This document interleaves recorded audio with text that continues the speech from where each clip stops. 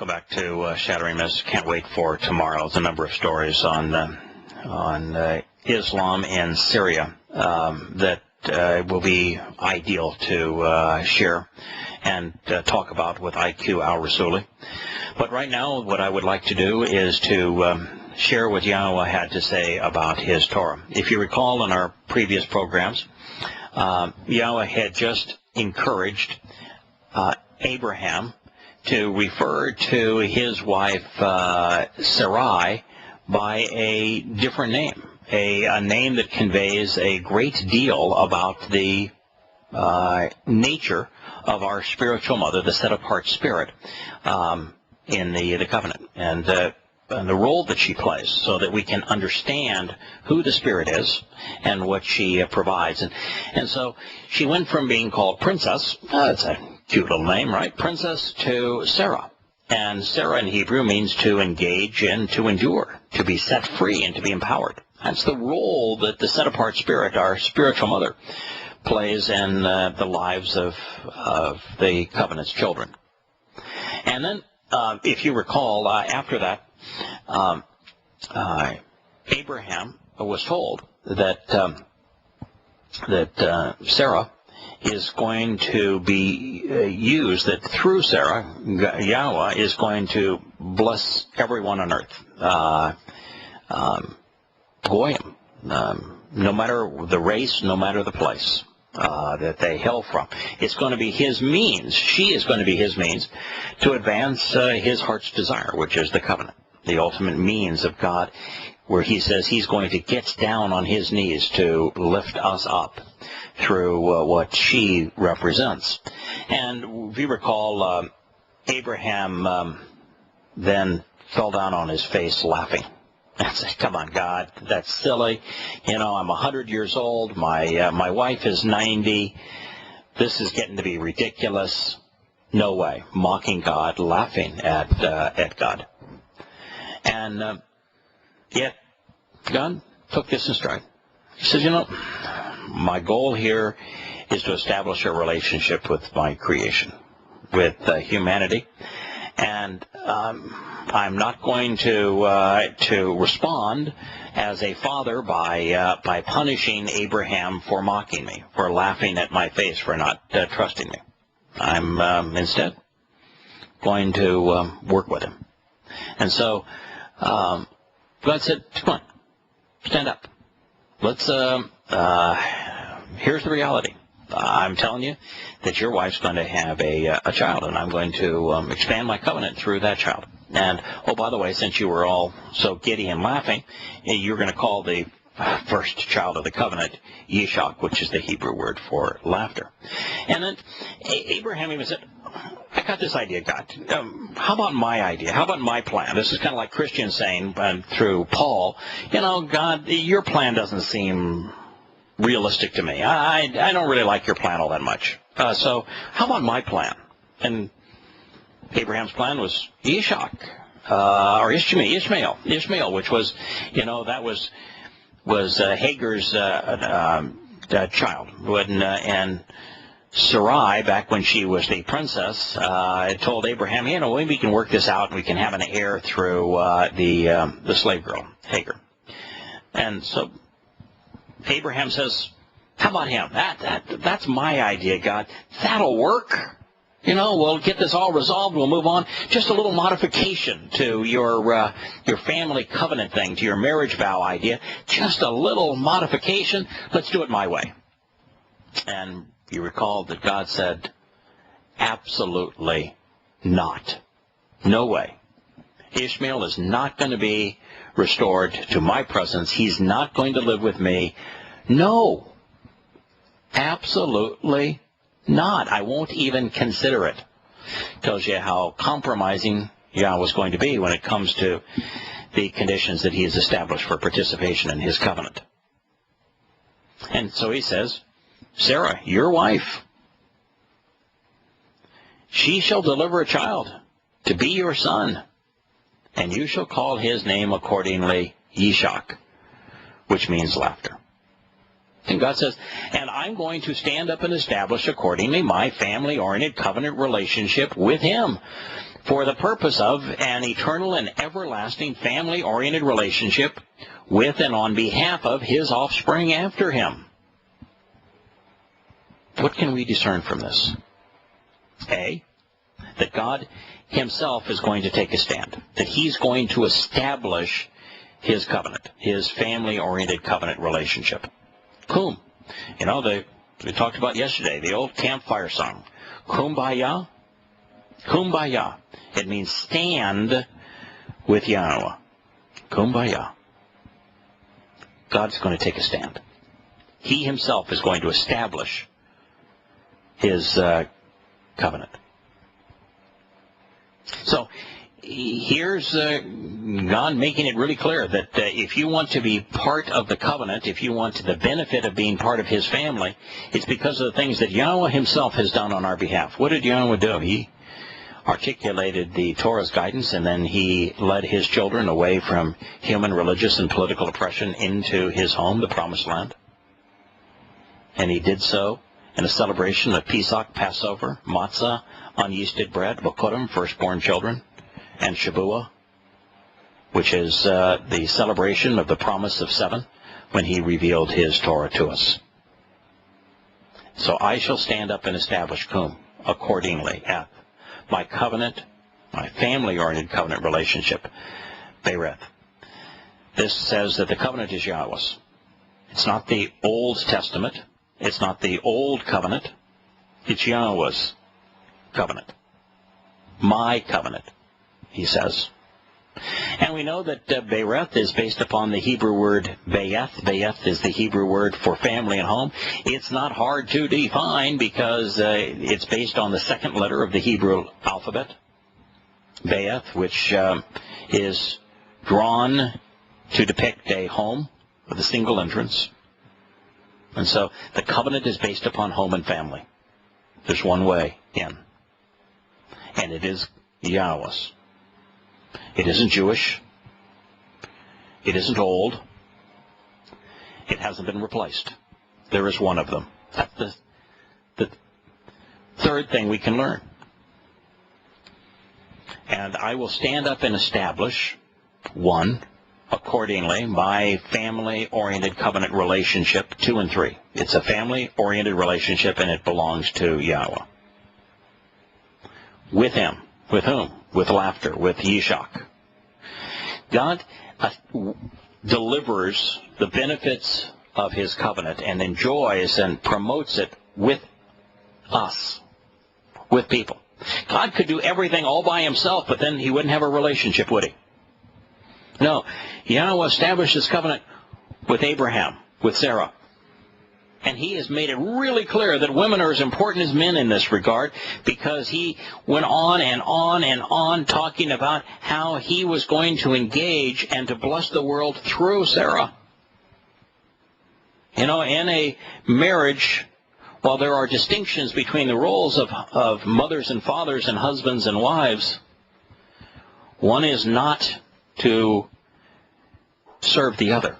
One is not to be lorded over by the other. That Christian view of husbands lord over their wives is from Paul's poison pen. Yahowah has made it really clear that his covenant's benefits come through Sarah. She represents the set-apart spirit.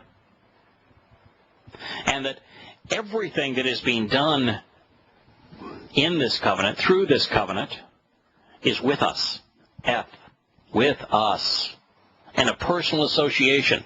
God could have said, you know, I'm going to go do this, and I'm going to do everything. If you want to be a part of it, so be it. I don't really care if you are or not, and I'm going to do all of this on my own.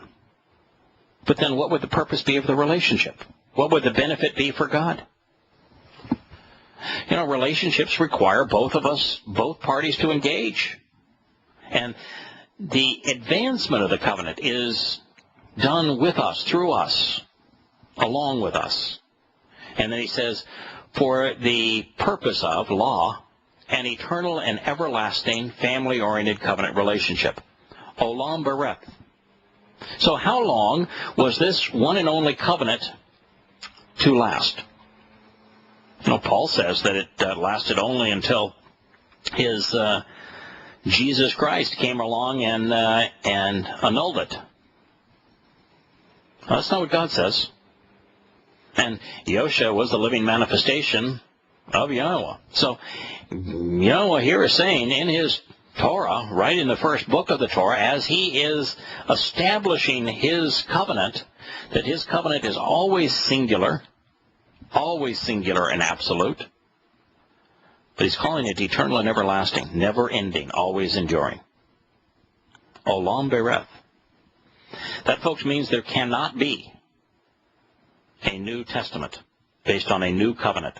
That means that Paul's letters to the Galatians and Paul's letters to the Romans are deceitful, unreliable, untrustworthy, invalid, misleading, wrong, false.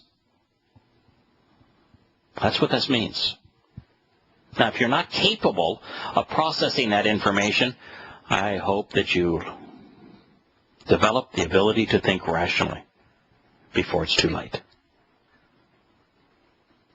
Christianity as a religion is completely incompatible with this statement.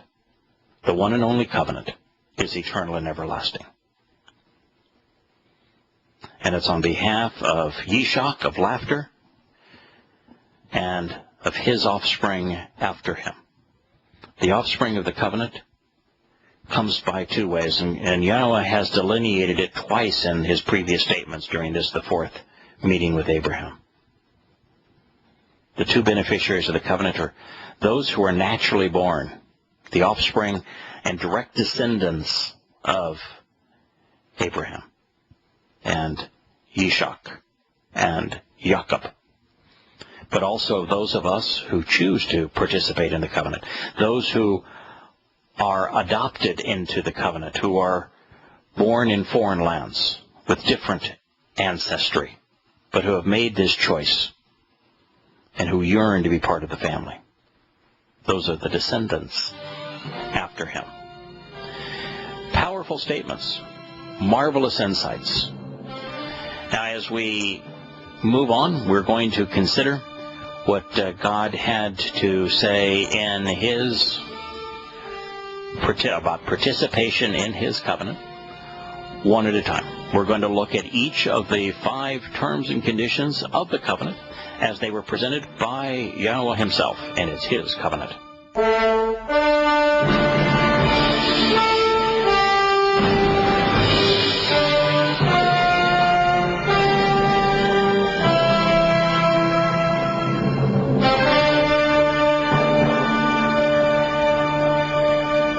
Since the covenant is more important to Yahowah than the rest of the universe and everything that's in it, since it is the very reason we exist, since it encapsulates God's promise to his creation, let's review its lone prerequisite, its 4 requirements, its instructional insights, its answers, its benefits, and its promises.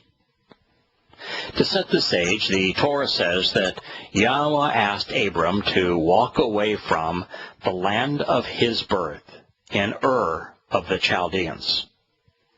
Chaldeans is the scriptural name for the combination of Babylon, which is from Babel, meaning corruption and confusion, and Assyria, although Ur was for a period of time the city-state capital of Sumer. And so Sumer is the oldest known civilization. It's the birthplace of religion and politics, followed by first Babylon, Assyria, second Babylon, et al. This whole Chaldean concept is just the melting pot and birthplace of religion and politics and militarism and financial scheming that grew up between the Tigris and Euphrates rivers in Mesopotamia. And the universal catchphrase for it is Babylon. And although Babylon only existed as a nation for a very short while, the Babylonians and the Assyrians, were essentially the same people living in the same place, and there were Babylonian kings over the Assyrians and Assyrian kings over the Babylonians. But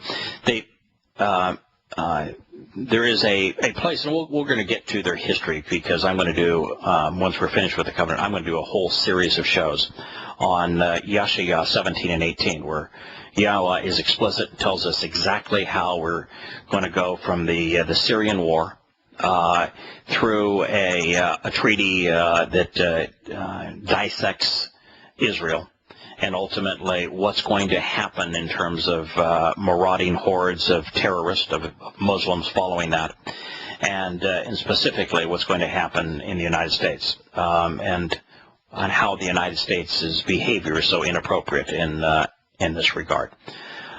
So we're going to do that, and in that I'm going to have the opportunity to share with you the Babylonian and the Syrian history.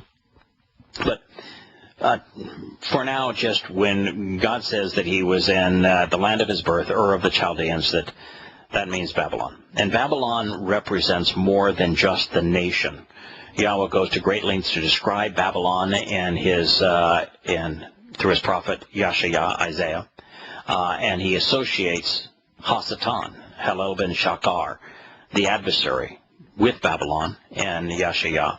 And in Yirmiah, which is Yah's prophetic statement to Gentiles, he talks about Babylon being the corruptive influence of religion and politics and militarism. Babylon's bad. That's the religion, the politics, the militarism of man. The first hour of the show is all about exposing and condemning those influences in our lives, encouraging people to disassociate from them.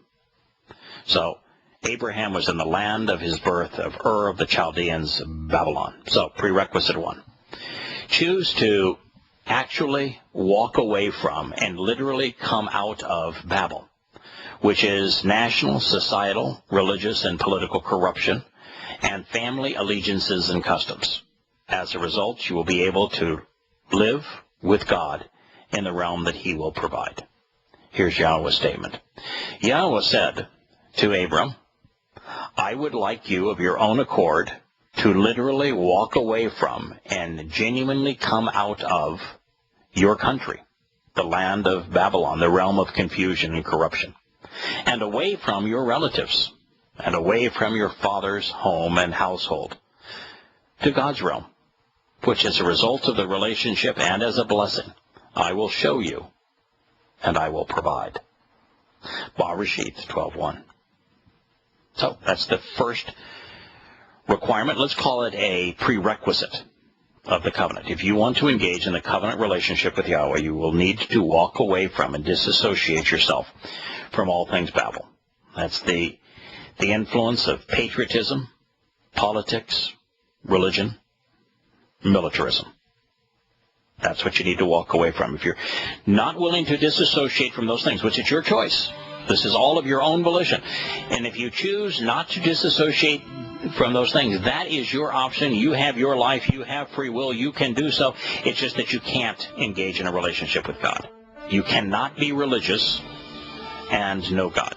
You cannot be religious and be engaged in a relationship with God. You cannot enter heaven if you are religious or political.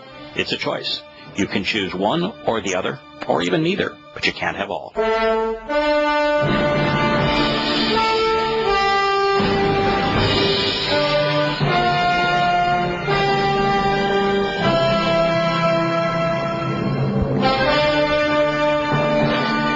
Welcome back to Shattering Myths. So the prerequisite of the covenant means that you cannot be religious and have a relationship with God.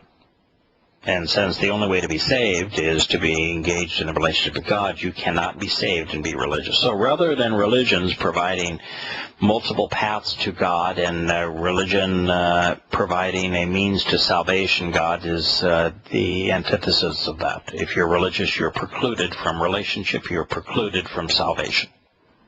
You have to be willing to walk away from it. Now, the same thing is true because Babylon wasn't just religious corruption. It was also political corruption, and it was economic corruption, and it was military corruption. And so all of these things count. If you are a patriot and you think that you're military is providing your freedom, and you're celebrating that. If you sing the national anthem with your hand over your heart, if you pledge allegiance to the flag, if you honor returning troops, then you're excluded.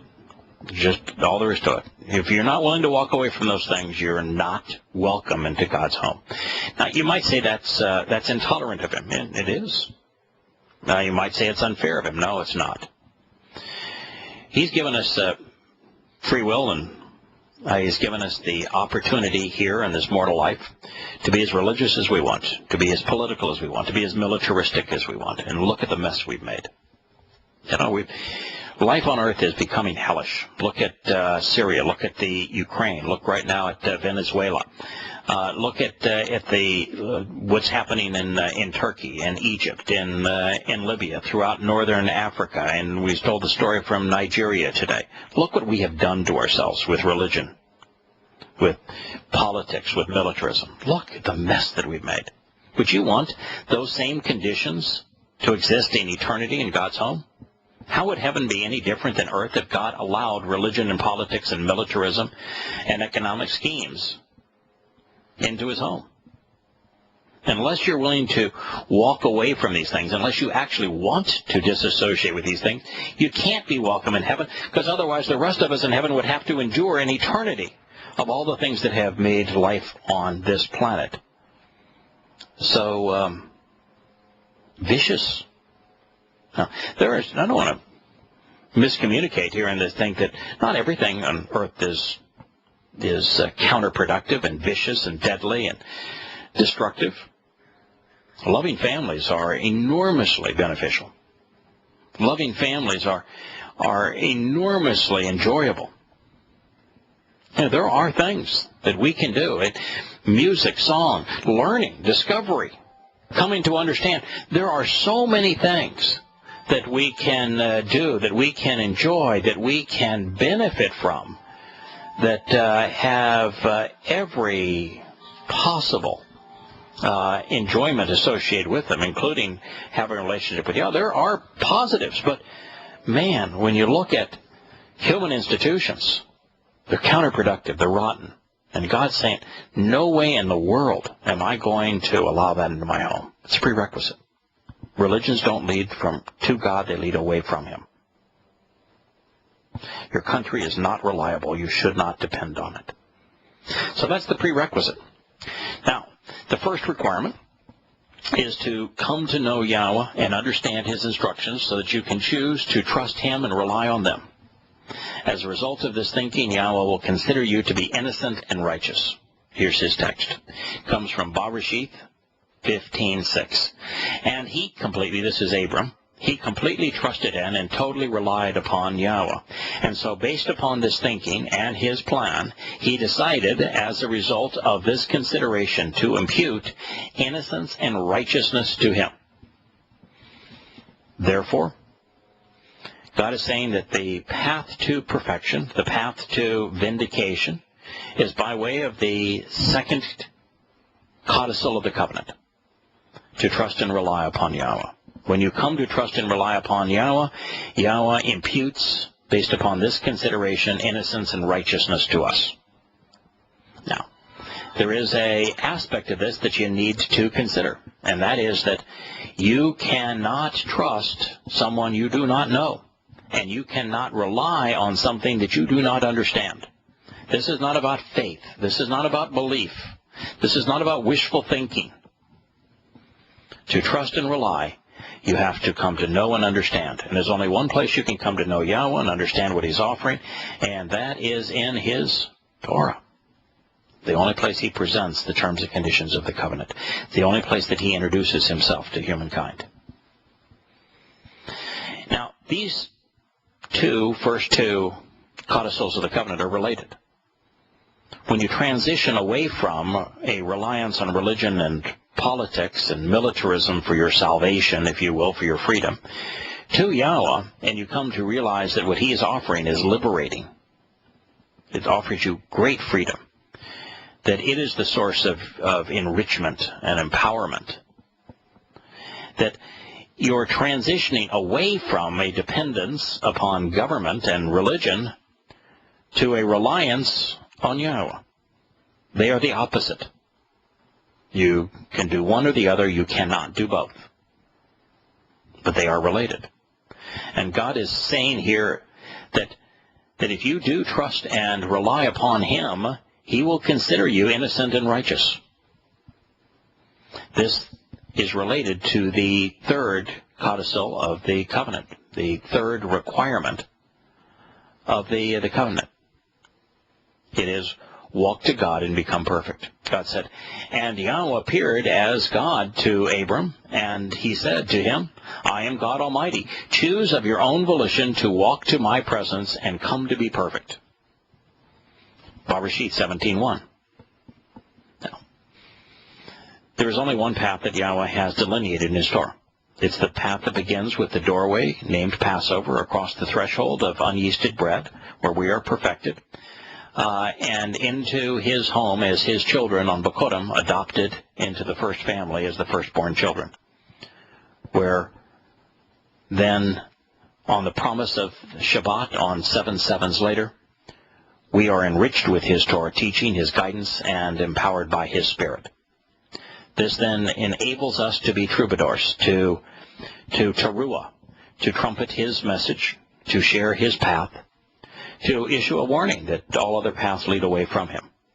On teruah, followed by Yom Kippurim, where Yahowah reconciles His relationship with Yisrael and with the Yehudah, so that we can all camp out together on Sukkah with Him in His home. That is the only path to God. That's the only path that He has provided, the only path to perfection. It is a path that is enabled when we come to know Yahowah and rely on what He has offered. And so that is why the third of 5 requirements to participate in the covenant is to walk to God along the path that He has provided, so that He can make us perfect. It means that the covenant's children observe the mikra, these invitations to be called out and to meet with God. Now, how do we do that? How do we come to know and rely on Yahowah? How do we come to walk to God and become perfect? Well, God explained it in the 4th requirement of the covenant. And God Almighty said to Abraham, and as for you, you should actually and continuously be observant, carefully examining and closely considering my family-oriented covenant relationship, you and your offspring after you throughout their generations, dwelling places, and eras of time. Bereshit 17:9.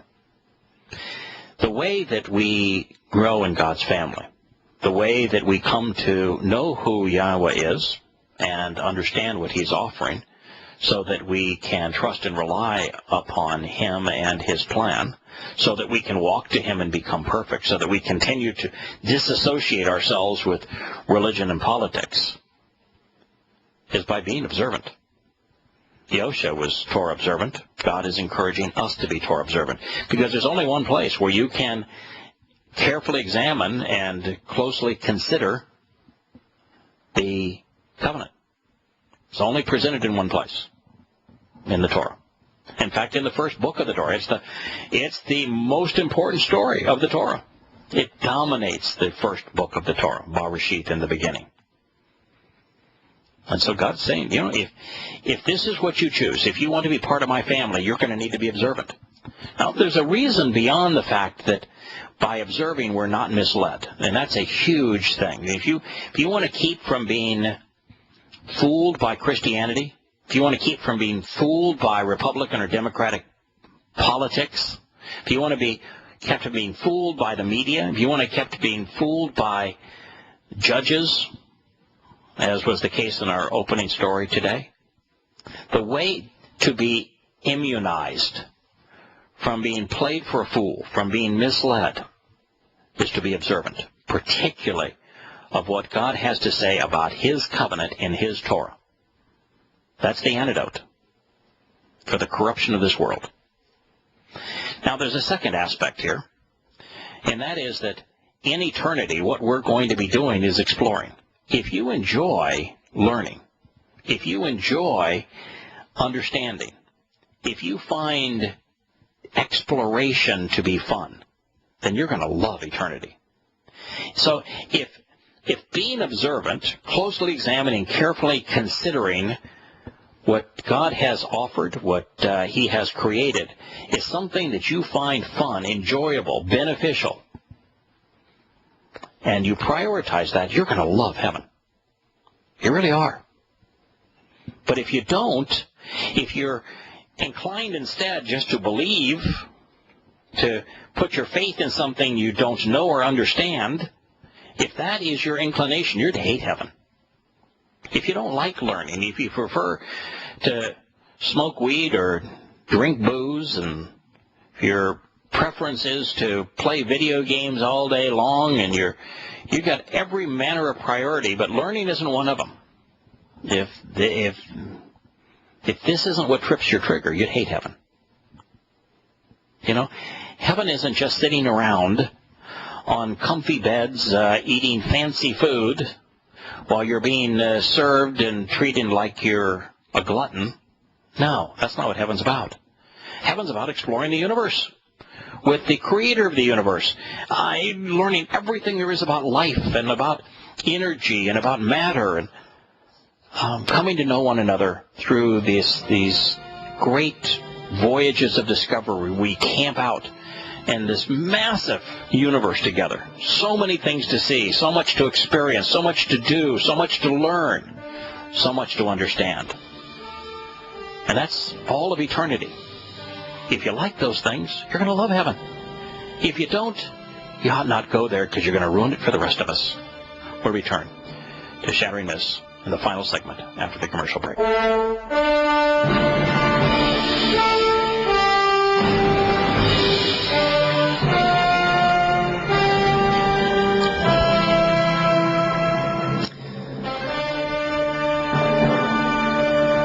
There aren't just 4 terms and conditions of the covenant. There are 5. We have 5 fingers on our hands. There are 5 benefits to the covenant. There are 5 conditions of the covenant. There's 5 fingers on our hands. There are 5 hands in Yahweh's name.